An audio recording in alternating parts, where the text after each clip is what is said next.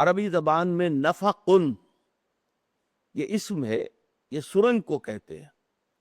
سرنگ کے دو منہ ہوتے ہیں اور درمیان میں راستہ جو ہے وہ انڈر گراؤنڈ ہے، زیر زمین ہے۔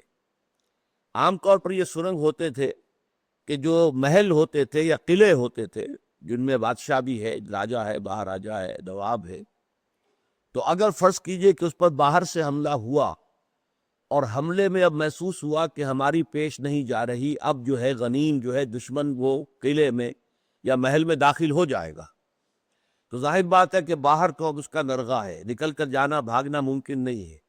تو اس کے لیے زمین دوز راستے رکھتے تھے کہ محل کے اندر سے ایک سرنگ شروع ہوئی، وہ سرنگ جو ہے اس کے اندر داخل ہو کر دوڑتے چلے گئے گھوڑوں کے اوپر، اور وہ کہیں جا کر دور جنگل میں وہ سرنگ کھل گئی تو وہ باہر نکلے اور دوڑ گئے۔ تو یہ ہے نفقن۔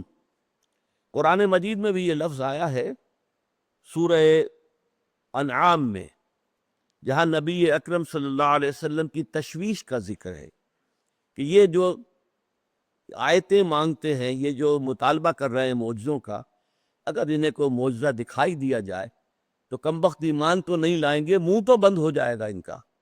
لیکن ابھی تو ان کے حوصلے بڑھے ہوئے ہیں کہ اگر نبی ہے تو دکھاؤ ایسے معجزے جیسے موسیٰ نے دکھائے، جیسے عیسیٰ نے دکھائے، اور عوام الناس پر ان کا اثر ہو رہا ہے۔ اللہ کا فیصلہ یہ تھا کہ اس قسم کا کوئی معجزہ نہیں دکھایا جائے گا۔ معجزہ قرآن ہے، جسے ہدایت کی طلب ہے وہ قرآن سے ہدایت حاصل کر سکتا ہے۔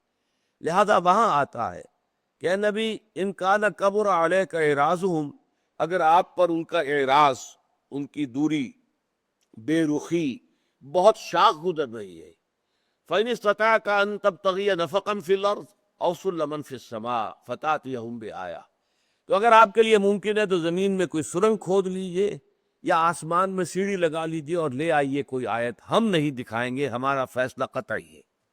تو نفق کا لفظ وہاں بھی آیا۔ ایک دوسرا لفظ عربوں کے ہاں مستعمل ہے نافقہ۔ نافقہ کہتے ہیں گوہ کے بل کو۔ گوہ جو ہے وہ ایک بڑی چھپکلی ٹائپ جانور ہوتا ہے اور عرب اس کا گوشت کھاتے ہیں، شکار کرتے ہیں، اور وہ زمین کے اندر جو ہے اپنا ایک کھو بنا کر اس میں رہتا ہے، اور اس نے اس کے لیے دو دروازے رکھے ہوتے ہیں کیونکہ اس کا شکار کیا جاتا ہے شکاری کتوں کے ذریعے سے۔ اب اگر وہ دیکھتا ہے کہ کتا ادھر سے آ رہا ہے تو وہ ادھر سے بھاگ جاتا ہے، اور اگر دیکھتا ہے کہ ادھر سے آ رہا ہے تو ادھر سے بھاگ جاتا ہے۔ اس کو کہتے ہیں نافقہ۔